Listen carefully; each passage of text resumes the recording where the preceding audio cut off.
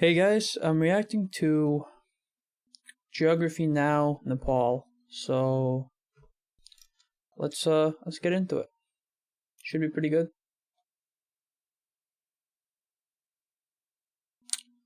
Uh yeah, before I really get started, I just want to say my information about, I guess, my general knowledge about Nepal would be it's a pretty mountainous country, at least along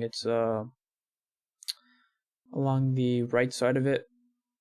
I guess the northwest side of it's pretty mountainous, like the side that faces the Himalayas. Um, and then I think it smooths out as the side that faces India smooths out. So there's very mountainous regions of Nepal. Kathmandu is the capital. I did a video on Kathmandu as well. If you want to check it out, I'll link it in the description.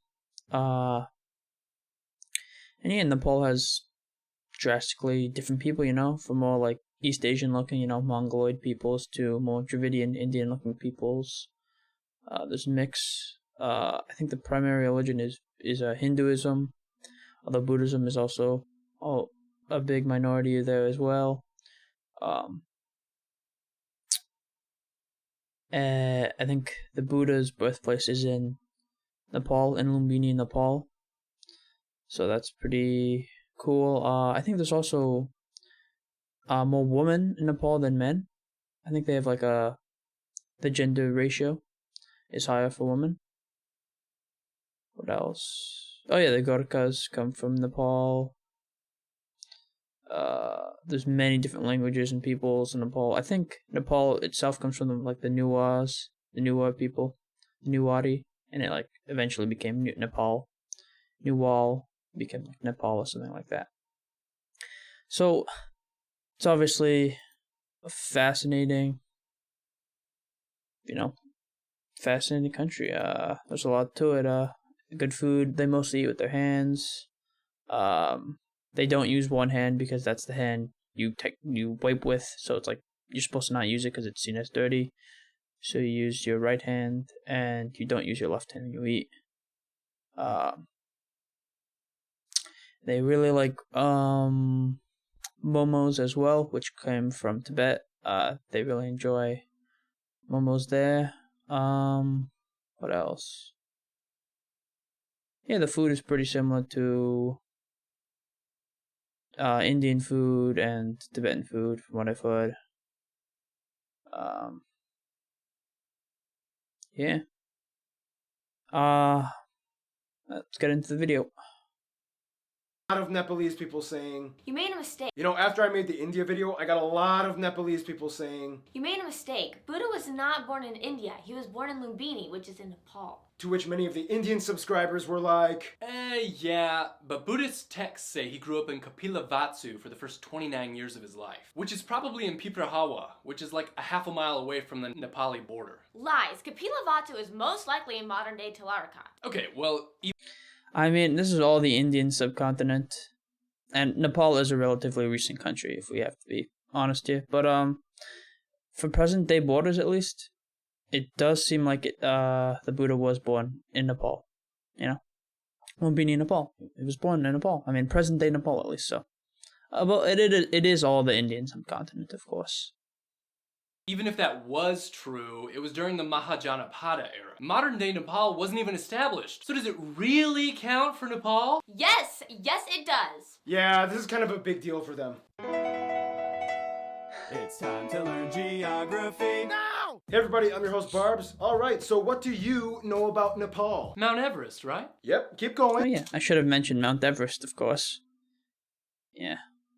Sherpas. Sure. Anything else? Yeah, the Sherpa tribe. Sherpas on Mount Everest. And that's my cue to begin the lesson. Let's look at some maps now, shall we? First person to climb it, at least. Pretty sure. I think it was Tenzin Norgay, I think, was the first person to climb Mount Everest.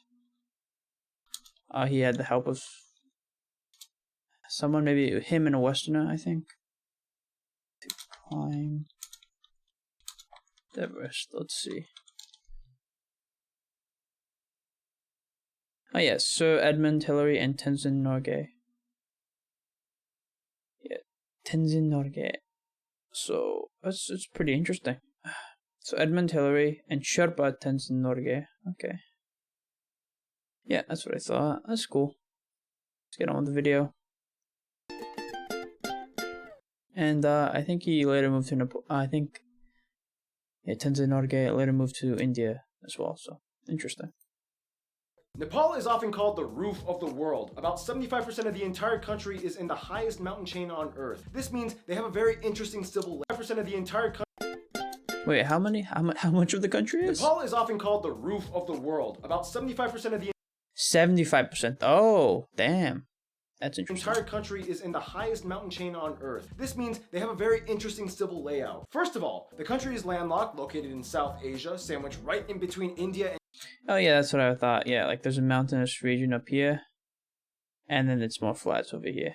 China, locked away predominantly within the Himalayan mountain range. The country is divided But still like 70 something percent.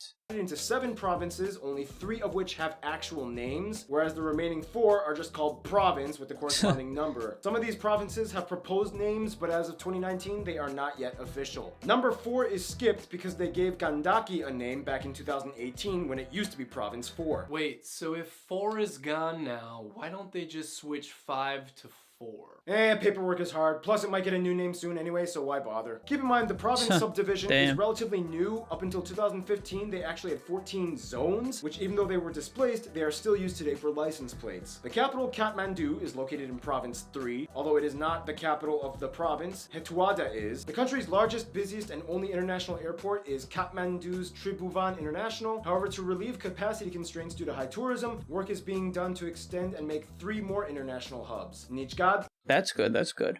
Pokhara, and Gautam Buddha Airport. Oh, and keep in mind, Nice name for the airport. they have the most dangerous airport in the world at Tenzing Hillary or Lukla Airport, in which the runway runs Oh, like the name. Yeah, the two people who climbed Mount Everest. That's interesting. off a cliff. So basically, if you don't build up enough momentum and become airborne, you free fall to your death. I think I've heard of that. It's dangerous. No joking, it's true. Now here's the thing, Nepal has always kind of been like the buffer between the 2 giants, India and China. This in return has been both a blessing and a curse. Blessing in that nobody could really touch them, and therefore they remained one of the few countries that were never colonized. Influenced, yes. Invaded, yes. But colonized, no. This in return Yeah, the UK wants a word. Yeah, the Brits. has made Nepal's land transport network very unique. Multiple roads enter into Nepal from India and China, but if you want to get to the economic hub Kathmandu, you have to go into the heart of the mountains, and your options are limited only to a few main highways, like the HO2 from Raksal, India, and the HO3 which goes into Jangmujen, Tibet, China. If you look closely in the west though, you'll find Nepal's only disputed area, the Kalapani territory. Basically, it was a byproduct of the 1962 border war with India and China. Things got messy, and to this day Nepal claims that the river to the west should be their border, but India claims that the ridgeline to the east should be theirs. Well, for what it's worth though, there are tons of cool places to check out in case if you decide to visit, such as the Annapurna National History Museum, Narayanati Palace. The city of Pokhara is kind of like the tourism capital. The Oh, Island Jungle Resort of Chitwan, the Tiger Tops interesting. and Elephant Polo Field, the that's cool. Toothache Tree, Bruh, toothache tree? the Aircrafts Museum, so many religious sites. Yo, I want to see that. What the heck is the toothache tree?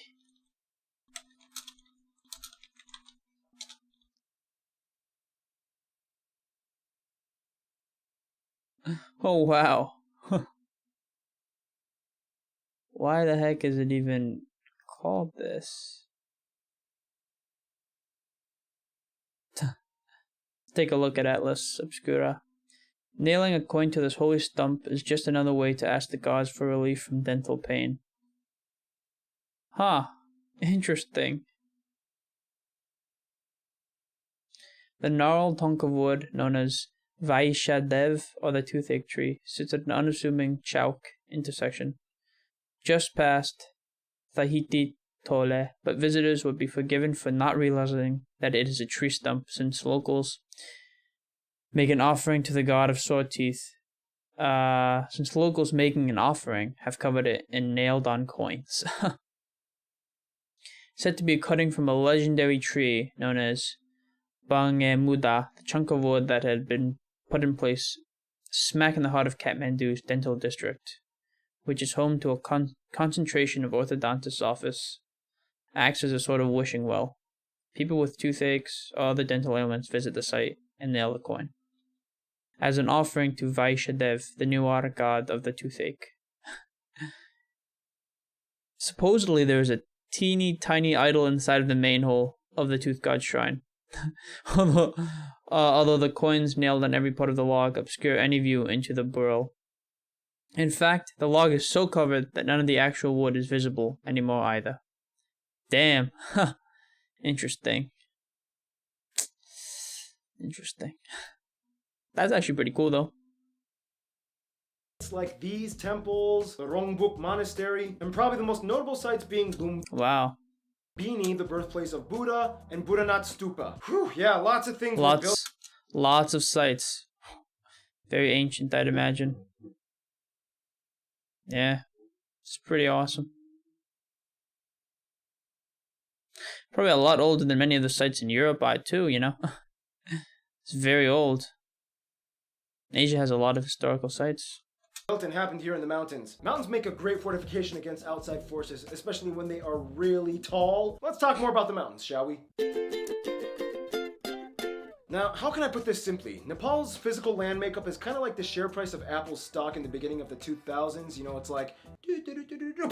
First of all, Nepal is located right at the start of the Himalayan mountains, the tallest range on Earth, which was basically formed by the Indian tectonic plate smashing into the Eurasian plate. The collision is still occurring to this day, which means that the Himalayas grow about 2.4 inches or 6.1 centimeters every year. This means that every new person to reach the summit temporarily becomes a world record holder. Obviously, you all know the highest point can be found here too, Mount Everest, or Sagarmatha, the tallest mountain in the world, shared with China at nearly 9,000 meters high. Keep in mind, isn't it also called, like, there's another name for it, I think. It's like, let's see, Mount Everest, because I know it has another name. I think it's, right. Oh yeah, Chomolungma, that's what it's called, yeah. Chomolungma, interesting. And I guess just Mount Everest in English, and it has also a Nepali name, which I really can't pronounce. But yeah, interesting.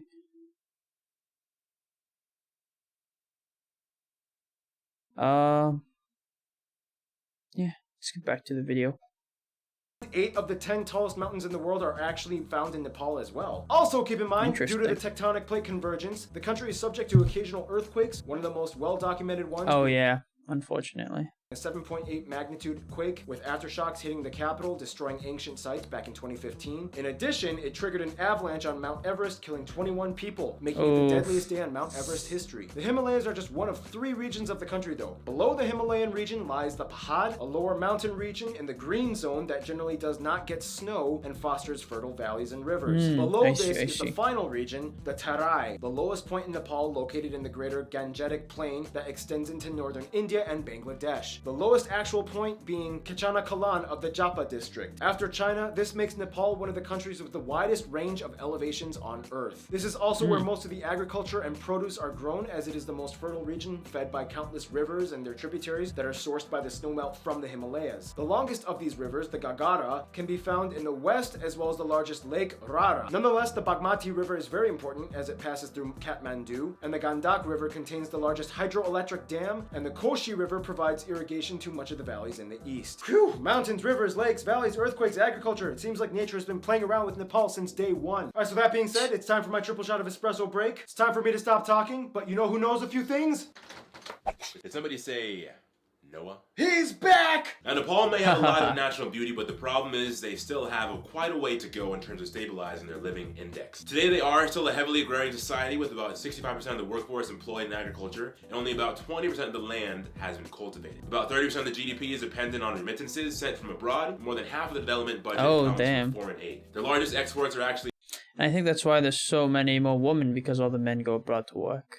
Textiles, carpets, and clothing. Nonetheless, since the 90s, they've been really trying hard to exploit the tourism sector, mostly through guided excursions up the many mountains, with Everest being the most expensive one. It's like this. Alright Ken, you get to go up Everest, but which agency will you choose? Hi, I'm the Western agency that speaks your language and caters to all your Western needs. You'll even wake up to eggs and toast with coffee in the morning. My minimum rate goes around $45,000 and up. Hi, I'm the local Nepali agency. I have a slight accent when I talk, and the experience might be a little rough around the edges, but you'll still get to the peak of Everest. I charge only $25,000. So which one will you choose, Ken? Can I just hire a helicopter for a couple $100s? So far, only one Hahaha, that's awesome. person has ever done that, and it's incredibly dangerous. Besides that, though, Oh. Damn.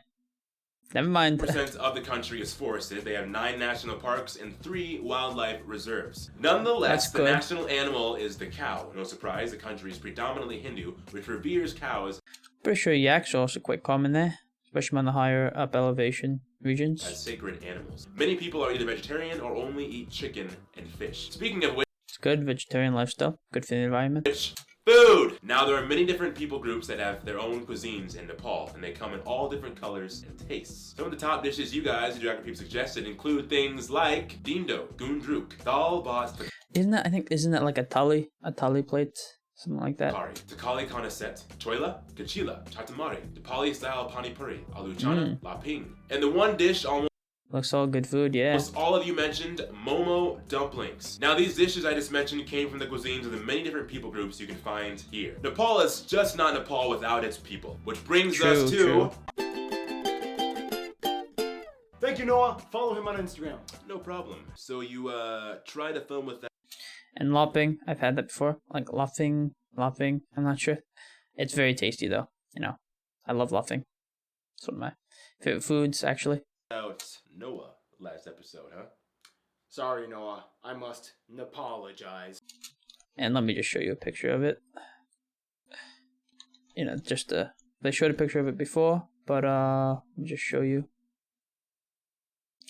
Yeah, because there's 2 versions of muffin.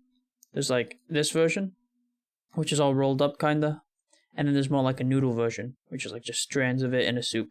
I like the soupy noodle version better than the rolled up version. But yeah, it's pretty tasty. Oh, something like this. It's pretty tasty.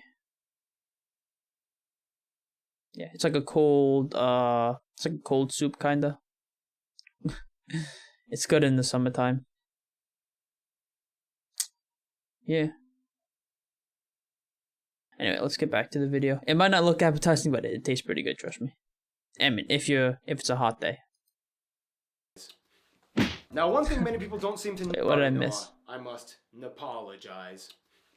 Now, one thing many people don't seem to know too well is that Nepal is actually a very diverse nation with over 120 ethno-linguistic people groups. First of all, the country has about 30 million people and about 2 million absentee citizens working abroad, mostly male laborers in the Middle East. Of these ethnic groups, the largest one at about 17% are the Chetri, followed by about 12% Brahmin Hill peoples, the Magar at 7%. Heard many of them go to India, the male workers as well. So I guess the Middle East as well too. Taru at an additional 7%, and the rest are made up of the various 121 other people groups. They use the Nepali rupee as their currency, which is pegged to the Indian rupee. They use the type C, D, and M plug outlets, and they drive on the left side of the road. Now, linguistically, Left side.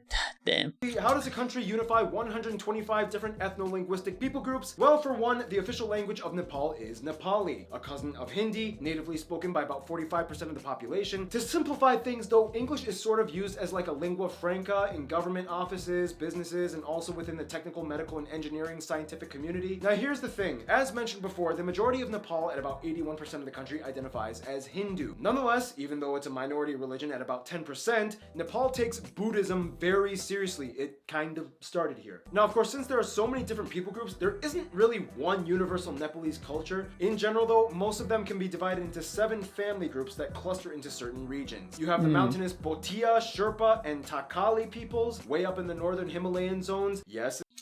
Yeah, I guess those people are more similar to the people to the left, you know? I guess more similar to the Tibetans, and then the people in the, I guess, the flatter regions are more similar to the Indians, and such. So that makes sense. This is where the word Sherpa comes from. Then you have the Gurung peoples, whom are kind of like the famous bodyguards of Nepal. Many Gurung are Gurkhas, an elite military trained contingent force that fights for hire. Today, a couple thousand actually work for the British military. Then there's the Kiranti, Rai, and Limbu I've heard of that. peoples of the east. These people are actually culturally close to Sikkim and the Bhutanese people. They speak Makes a similar sense. Tibeto-Burman language. At about 3/5 of the population, the Pahari peoples are actually the largest and most widespread people group inhabiting many of the lowlands. They are known for being heavily agrarian and having wonderfully colorful wool and woven fabrics. The Tamang are made up of about 40 clans scattered in the center and east highlands. They are also Tibeto-Burman and way more Buddhist in culture. They have Hey, looks like a cool instrument. Yeah, that the center like a and type East of guitar. Highlands. They are also Tibeto-Burman and way more Buddhist in culture. They have beautiful gompas or monasteries in every main village. Then there's other people groups like the Taru people in the south, known for having one of the most famous cuisines in Interesting. That looks interesting. Is that a sausage? all of Nepal. They are known for generally being immune to malaria due to the Oh, genetic structure of most Taru people having thalassemic blood. Wait, Thala what? Thalassemic, it's like a condition that can be inherited and helps prevent against certain diseases like malaria. So is this gonna be like a new segment, like in the Namibia episode, where I ask what the definition is and you explain what it is? Possibly, yes. And finally, even though they make up only about 5% of the population, the one group that is kind of regarded as like the originals and I'd imagine the Sherpas also have, like, they're able to easily more, survive in higher elevations due to their I guess blood. I think they have more like nitrous oxide in the blood, which allows them to survive at higher elevations. Just like I think the Tibetan people as well. So it's pretty interesting. of Nepali national identity might be considered the Newar peoples. Found in pockets all over, mostly in cities, they are known for being the most politically, economically, and socially advanced community in Nepal. In a nutshell with culture though, in the shortest way I can put it, you kind of see like this interesting Indian-Tibetan influence fusion with Nepal. And here's Makes Random sense. Hannah Makes sense. to explain. Amongst all these groups, certain traditions are shared universally, and most are either rooted in Hinduism or Buddhism or both. The Himalayas are in themselves considered the abode of Lord Shiva, and the Hindu god plays a huge role here. Many Nepalese follow a deep-rooted tantric tradition of Hinduism or Buddhism, which allows 5 animals for ritual sacrifice. Every town has a jatra, or celebration of main god or goddess, usually followed with a procession of the statue around the town. The 15-day-long festival of Dashin is celebrated by everyone in the country. It's a huge deal. Many of you have also mentioned the Kumari, little girls that are worshipped as living goddesses until they hit puberty and the Kumari changes. And like many other South Asian countries, marriages are usually arranged and celebrated with lavish, colorful weddings. And speaking of which, that brings us to history. Thank you, Hannah. I'll take it from here. In the quickest way I can put it, Kathmandu Valley Neolithic Age. Early records of Nepal mentioned in the Vedic Hindu texts. Kirati King period. Clans and small kingdoms period. This prince guy becomes a big shot. Vassal states under these empires. Mala Kingdom state period. This dude pieced it all together in what would become modern day Nepal. Anglo-Nepali War. Treaty of Sugali. Khat massacre. Slavery abolished in 1924. Years of drama between the 1924. royals and the democratic experiments, massacre in the royal palace, new inherited king steps down, ending Nepal's title as the last Hindu kingdom in the world, unified communist party wins most seats in the assembly elections, earthquake, first female president voted in, and here we are today. Now keep in mind, although the ruling party is called the Communist Party, and they do hold Marxist-Leninist tenets in their policy outlook, the country is not classified as a communist country, at least in the traditional unilateral sense, but rather a parliamentary republic in which the parliament has power over the head of state, even Okay. though the parliament is predominantly part of the Communist Party. But yeah, still, it is the only country with a communist majority that is not categorically communist. Weird. Anyway, here's some famous people I from see. Nepal. Historical figures like Hopefully it's not like at least it's not an authoritarian dictatorship like some other countries. Shuverma, Princess Prikuti, Sankadar Sakwa, Araniko, Bahadur Shah, contemporary figures like Bhimsen Thapa, Lakshmi Prasad Devkota, Jamaki Miri, Amrita Acharya, Tenzing Norgay, Gopal Yeah, I mentioned that guy. Lakshmi Prasad Devkota, Jamaki Miri, Amrita Acharya, Tenzing One of the first 2 people to reach Mount Everest. Yep. Norgay, Gopal Prasad, Anil Gurung, Gaurika Singh, Dachiri Sherpa, Sandeep Lamichane, Prabal Gurung, Chandra Bahadur Dangi, Oh, interesting. David Lama, and Sherpa, Sandeep So last Lamichane, Prabal Gurung, Chandra Bahadur Dangi, David Lama. Famed mountain climber. Oh, I see. And of course, Siddhartha Gautama, otherwise known as the Buddha. All right, well that just about does it for the people. Now let's see what other people like to hang out with Nepal, or at least climb up the mountains. Shall we? Now, Nepal has always kind of had like this very unique position in diplomatic policy. I mean, they're locked away in a very remote and rugged area on the planet, yet hold the key to so many international links. For one, even though about 10% of their country is Buddhist, other Buddhist countries like Thailand, Myanmar, and Cambodia love Nepal. Often people from these countries will take pilgrimage trips to see holy sites, especially in Lumbini. Sort of makes sense, yeah. Bhutan is kind of like the only Buddhist country that they kind of have a little beef with. There was controversy over the expulsion of Nepali Lhotshampa residents back in the 90s as a means to preserve their Bhutanese culture, but today things are somewhat cooled off a bit, but there's a little bit of eye rolling. Now for best friends, yeah, most Nepalese people will probably say India or China, but it's weird because they can never have the same two best friends in the same room. China is really trying hard to win over Nepal, and things only got better after the recent Communist Party took over and ended the kingdom rule. Traditionally, Nepal has always had close ties and trade with Tibet. Chinese people love Nepalese art and architecture. Tourists flock over in droves, and China has been heavily investing in Nepal's transport sector with more roadways and even a train line connecting Lhasa to Kathmandu, making it one of the biggest potential engineering project endeavors the country has ever seen. For India, most people will say, we love Indians, but we hate their government. Most foreign activity and trade comes through India, and most people can understand Hindi. They love Bollywood films, and the shared link through Hinduism has always kept these two very close. Nonetheless, India knows that Nepal depends greatly on them, and sometimes when things get a little messy, they initiate economic blockades, which anger them. Usually when this happens, Nepal cozies up with China a little bit more, in which India notices, and they're like, babe, I'm sorry, come back to me, I was just kidding. Nonetheless, when those two giants are bickering, Nepal kind of likes to run away off to the side and have a secret Romeo and Juliet kind of thing going on with Bangladesh. Many times when they want to go to the ocean, instead of using India's Kolkata port, they'll opt for Chittagong. Many Nepalese students study here, and the two have signed a 4-point agreement on technical cooperation, trade, transit, and civil aviation. Nepal even agreed. And you know, smaller countries should be able to manage the population and society better. To provide Bangladesh with substantial energy from hydropower. It's a unique, quite interesting alliance that has only blossomed over the years. In conclusion, with Nepal, you get a mountainous, Hindu, Buddhist, unexpectedly kind of communist nation with the highest point on earth, but they sure know and the neat, interesting flag. How to be down to earth. And speaking of down to earth, as in low elevation, stay tuned. The Netherlands is coming up next. Alright, let's get on to the flag.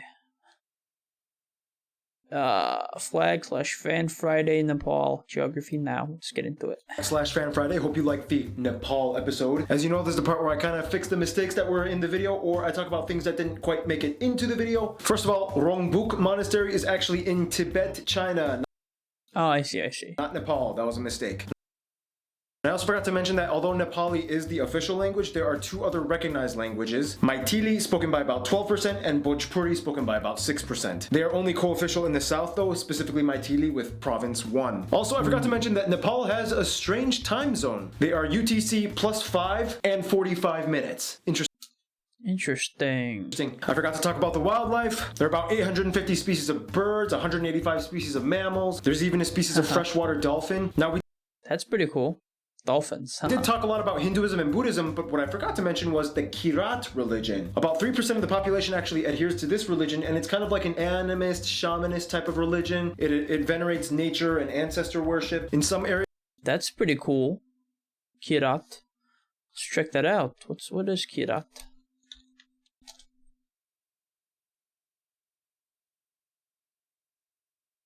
And Kirati people, I guess. The Kirati people, also spelled Kirant or Kiranti, are a Sino-Tibetan ethnic group, a native of Nepal. They believe they are the indigenous aboriginals of the Himalayas in Nepal, mostly the eastern Himalayan region of Nepal. However, a small number extending eastward from Nepal to northeast India, predominantly in the state of Sikkim and the northern hilly region of West Bengal, Darjeeling, and Kalimpong districts. The word Kirata is a derivation from Kirati or Kiranti to name the group of people in eastern Nepal and northeast India. They are an ancient people who have been associated with the history of Nepal for thousands of years. They are the ancient inhabitants of Nepal, Sources from Kathmandu Valley describe the Kiratis as early rulers there who may have been cattle herding tribes.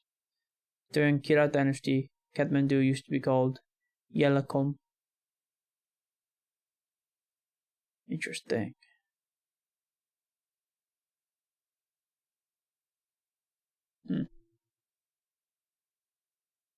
Kirat religion, maybe? Kirant Mundum is the indigenous religion of the Kirati peoples of Nepal. The practice is also known as Kirat Veda, Kirat Koveda. According to some scholars, such as Tom Woodhatch, it is shamanism, animistic religion, a blend of shamanism, animism, and it is practiced by about 3.1% of the Nepali population. Interesting. That's cool. I think, and then the rest, of course, practices Buddhism, probably mostly Tibetan Buddhism, the 10%. And then I think mostly the population, like the rest, about 90% practices Hinduism, of course. Sanatan Dharma. They even follow their own unique calendar system. Also, I forgot to talk about some of the controversial things that you guys wanted me to highlight in the episode. Some of the things that you guys mentioned included things like human rights violations on human trafficking, child labor, and the underground drug trade. And finally, I was told that there's kind of like a little bit of drama between most Nepalis and the Madhesi people. Something about Nepalis moving in the hill people into their areas, and something about underrepresentation since they don't really culturally relate to the rest of Nepal. It's a very complex issue though. If you are Madhesi, and if you want to explain, write it in the comments section. That's a lot, and we still got a lot more to cover. To the flag, so without further ado...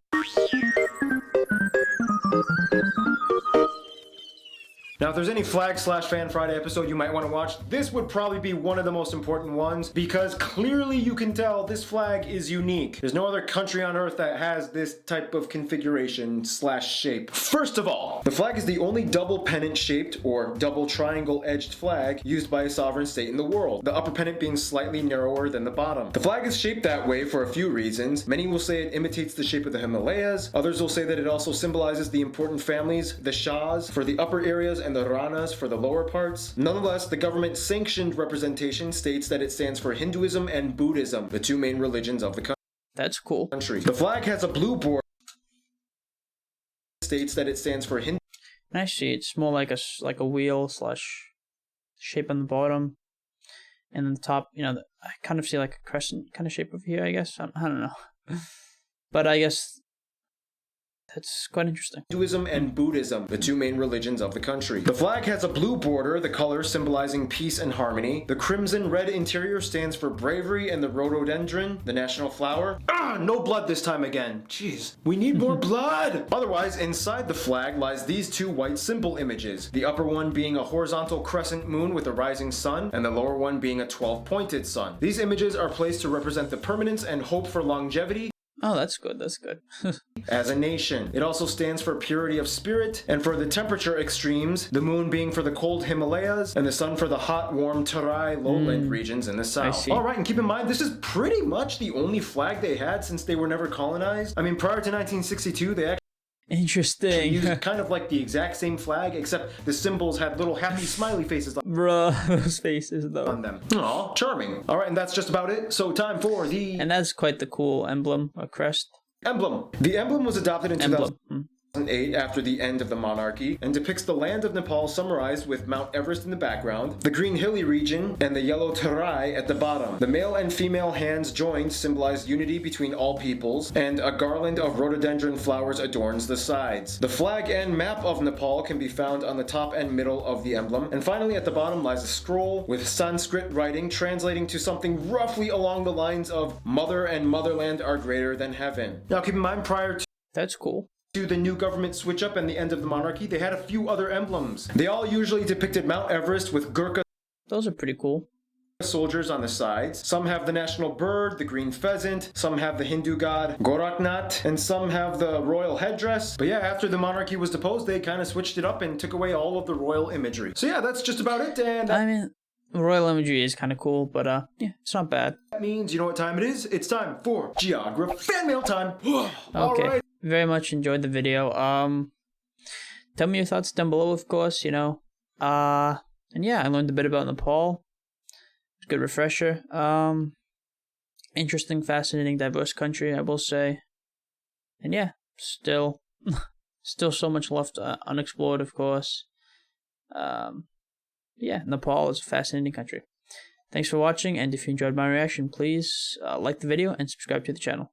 And comment down below with your thoughts. Alright, bye-bye.